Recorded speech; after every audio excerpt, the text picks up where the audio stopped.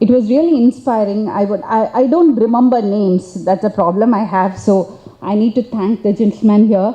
It was so inspiring, and it was an eye-opener. We haven't heard about Anandwadis, but I have heard my maid talking about Balwadi. Probably it's the same thing. So after you spoke about it, I realized it is the same thing, because my mates keep talking about it. She leaves her 2-year-old at the Balwadi. So I think good work is happening, right? So it was wonderful, and it's wonderful to be here, and I would take your advice. Let me express my gratitude at the onset. Let me thank everyone, the organizers, the IIM network, Mr. Vinny, Mr. Rakesh, and Mr. Abdul Ghani, all of you, and all the organizers, all the people who are associated with this, to have given me this opportunity to stand here and interact with you. I see very few women present here. I would love to see more numbers in the future. So we are all working towards that. And I chose to speak about influence of cinema in ensuring a healthy nation. When we say a healthy nation, they have mentioned focusing on good, healthy habits. So he was also mentioning about the war which we are all waging. We need soldiers, we need leaders, we need warriors to fight this war. For that, we need a healthy body and also a healthy mind. Positive mental health is as important as positive or healthy physical body.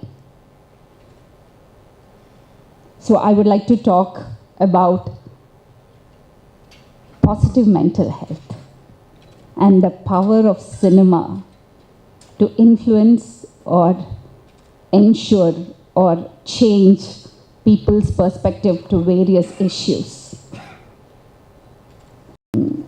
My experience when I was a little girl, I come from a very conservative family, so we are not allowed to watch many movies. I would say till the age of 25, I watched only 2 movies. One was Sri Guruvayurappan and one was Swami Ayyappan. And when I watched Sri Guruvayurappan, there is a scene there where this boy is the son of the pujari who does puja in the temple, and one day he is ill, and the little boy, the 4 or 5-year-old boy, is asked to do the puja instead of his father who is ill. And this boy gives the prasadam, he offers the prasadam to the deity, and he hopes that, or he expects the deity to come in person and have the prasadam before he could distribute it to all the others. It doesn't happen. So the child is very, very unhappy. He feels very guilty. He feels he would like he has committed some mistake. That's why the Lord has not appeared. And from the bottom of his heart, he actually prays to him and say, please come and have this, and that happens.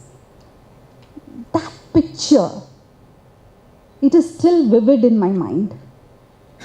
That is where I feel, as a little girl, I thought faith is something which can move mountains. That faith is unshakable until now. And I was so surprised recently when I was talking to my daughter. She's a banker, she's with JP Morgan. She was telling me when she was a little girl, when she used to have that milk, when I used to force her to drink her milk, she used to say she used to go to the puja room and say, God, please share this milk with me. So somewhere I have passed it on, Somewhere without my knowledge I have passed it on. So that is the unshakable faith which has brought me here. When I got married, I was 16. I didn't know where to go. I didn't know what I wanted of life, but I'm here. I think it is because of that faith. It could be faith in yourself. It could be faith in, the Almighty. You could name it in different ways, but it is faith. And those days, even though we were not allowed to watch movies, we had role models. Role models from Amar Chitra Kathas. Again, I'm talking about my experience. I had Harishchandra, I had Karna, I had Kannappa Nayanar, I had Hanuman, and real life heroes like Mahatma Gandhi, Netaji Subhash Chandra Bose, Swami Vivekananda. So we all grew up seeing role models. Our children, this generation also need role models. I'm sure that is what IIM Network has, they intend to do. They need to produce leaders. They need to produce role models. And I feel role models on screen is also very, very important. I will take 3 positive examples before I get into the my pet subject. Okay, so talk about Taare Zameen Par. After the film got released, there was so much of awareness about special children. People were more sensitive. People are more sensitive to such children now. It is because it was a commercial hit and the lead role was played by a big hero. A similar film on the same lines, almost the same lines, was made 20 years back in Malayalam. Nobody knows about it. But Taare Zameen Par definitely had its influence on people in the society. Then comes Three Idiots.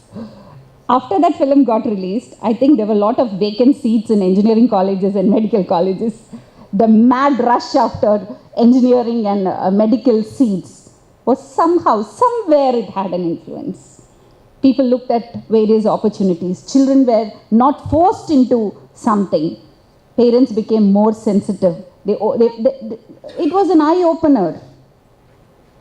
Can anybody deny that? And then came Bajrangi Bhaijaan. I think it's the best initiative in this time where tolerance and intolerance is spoken about so much. Bajrangi Bhaijaan, it's a massive hit. It's a simple story, but there were moments where we got up and we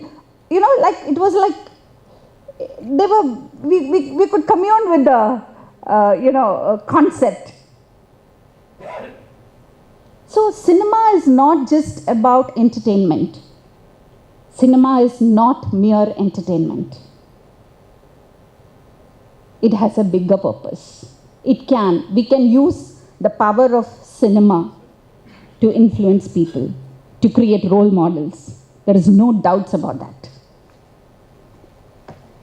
And I'm also waging a war in my own small way. I got into filmmaking not because I wanted to become a director or not because I love the popularity. Yes, all of us want to be. We feel nice when somebody says, somebody comes and shakes hands with you and say, oh, I know you. It feels nice. I'm not denying that. But that doesn't drive me to do something which would take most of my precious family time. Take away. I need to have a higher purpose. So I thought films somewhere has the power to influence. So that's why I'm here. And also being a mother of 3 girls and being a woman, I feel cinema these days is doing more damage than good. Dhananjayan sir is here because many people tell me cinema is a medium of entertainment and you should look at it that way. But I'm just not able to look at it that way. And when you see heroes on screen, if the hero has to be a cool guy, he has to drink, he has to smoke, there has to necessarily be a bar scene or an item song. Recently I watched a poster where you couldn't see the hero's face, there was only smoke. And I didn't realize where the smoke was coming from.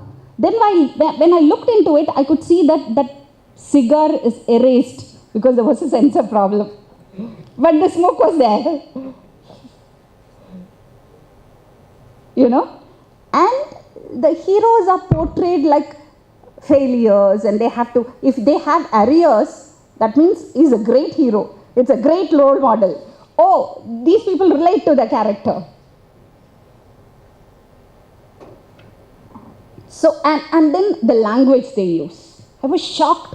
Yesterday evening, I just got out for a walk, evening walk, and I could see little boys talking rubbish, using bad language.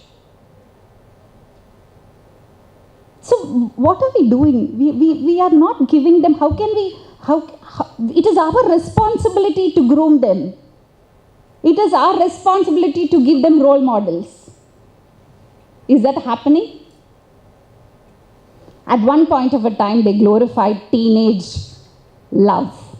15 years, 14-year-old girl or 15-year-old girl, love. That was glorified. It can happen. It's something natural. But there is a glorification happening there.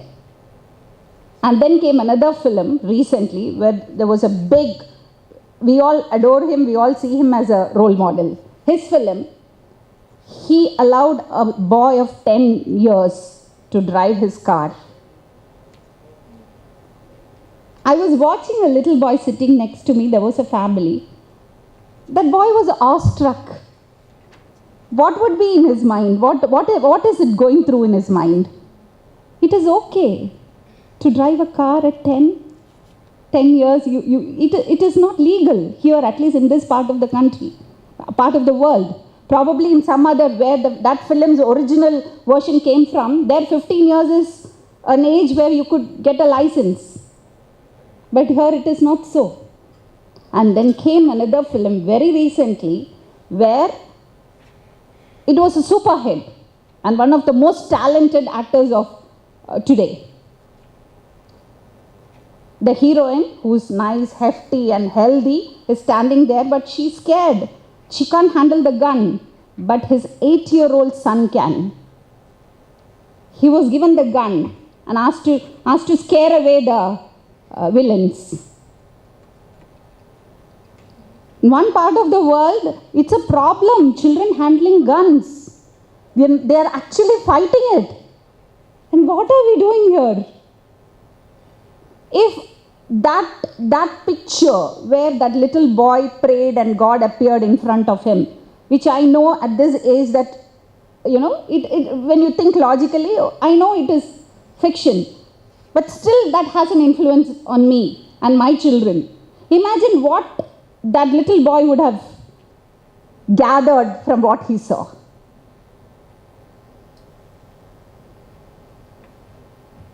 So, isn't it reasonable that we fight this? Isn't it reasonable that we say cinema has the power, so we need to be more responsible?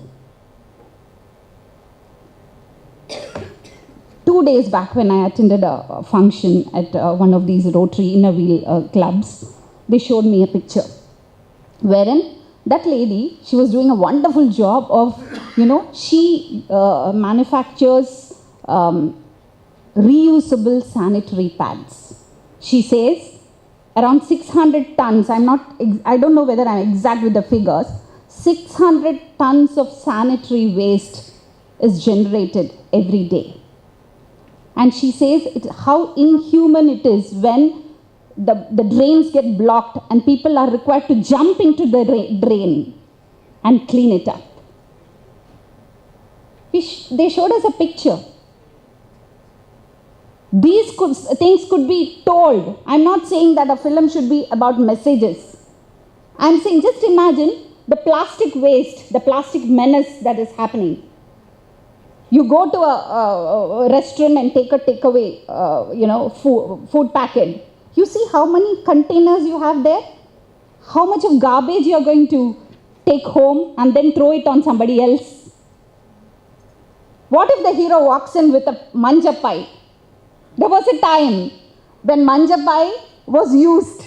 All these, we used to tease people who carry that manja pie. I think we need to glorify that now. We need to come out with innovative ways to popularize that manja pie. And then Hero walks into a restaurant and he carries a tukka, he carries a steel tiffin carrier and says, put my food here. Think about a big hero, a superstar. Don't you think it will make a difference? Don't you think we can use cinema for this? I believe we can. And then comes portrayal of women. There is a test, Bechdel test, which actually says in any film, 2 women characters, named women characters, should have at least 2 dialogues wherein they don't talk about men. It seems 50% of the films don't pass this test. Female characters, other than the heroine, they don't have a name at all. Even if they have, even if they have a dialogue, it is about, men. So portrayal of women, respect for women, all that has to be looked into. And I think cinema can play a major role. I don't say today you see a murder scene and tomorrow somebody is going to go and commit that crime. It is not that. It is like slow poison. I think in the Kalachara Seeralivu, that is deterioration, we are actually shaken. Our culture, our traditions, our roots are being shaken. I think there is a lot to do in a holistic manner, and cinema plays a major role. Not just cinema, all that is associated with cinema, all the media, the print media, the television, everything. We need to, focus on that. And we need more responsible filmmakers.